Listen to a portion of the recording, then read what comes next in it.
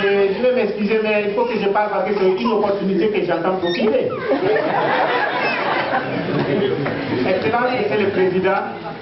Oui, Excellence, Monsieur le Président. La dernière fois que je vous ai rencontré, c'était en 1984. Ça fait quand même longtemps. Alors, depuis lors, les choses ont évolué. Exemple, me voilà homme à côté de vous. En 1984, j'étais un bambin. Aujourd'hui, je suis un homme. Mais Monsieur le Président, je ne suis pas devenu seulement homme. Je suis un paquet de projets.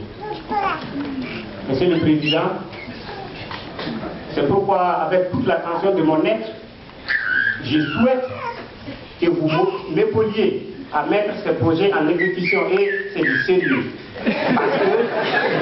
Parce que je crois fermement en ce que j'essaie de vous faire croire. Monsieur le Président, dans la salle, je compte beaucoup d'amis, beaucoup de connaissances.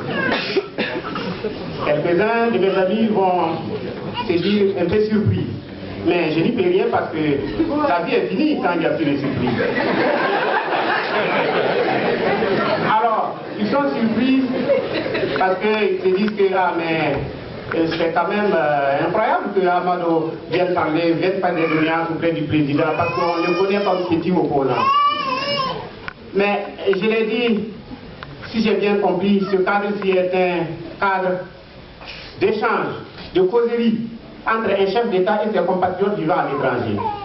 Donc ce qu'ils attendaient de moi, alors je ne le dirai pas parce que ce n'est pas ici. Donc ils se sont trompés.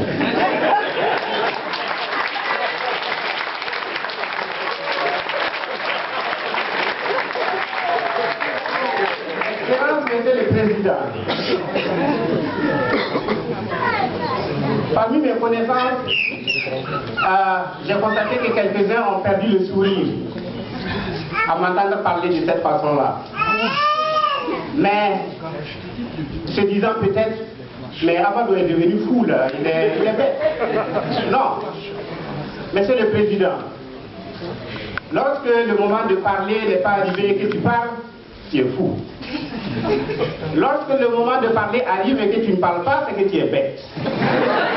Donc vous voyez, Monsieur le Président, Amadou n'est pas bête, il n'est pas fou. Il a seulement des projets qui lui tiennent à cœur et qu'il souhaite que les chefs de l'État apportent sa contribution. Et pour terminer, Excellence, je ne voudrais pas abuser du temps, j'ai deux grandes confidences à vous faire. C'est pourquoi j'attends, mais c'est une confidence, je ne peux pas le faire devant tout le monde.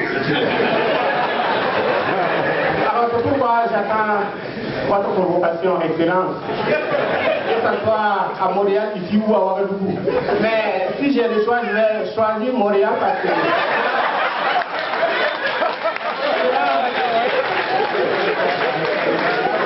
Je choisirai Montréal parce que cela va m'éviter le coût du billet d'avion, la crise financière. Et cela aussi sera une audience de moins dans votre agenda.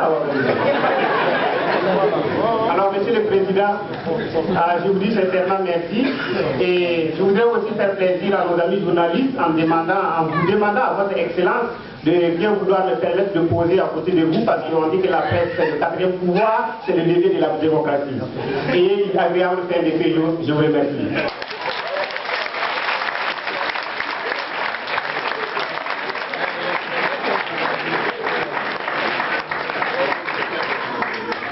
Avec le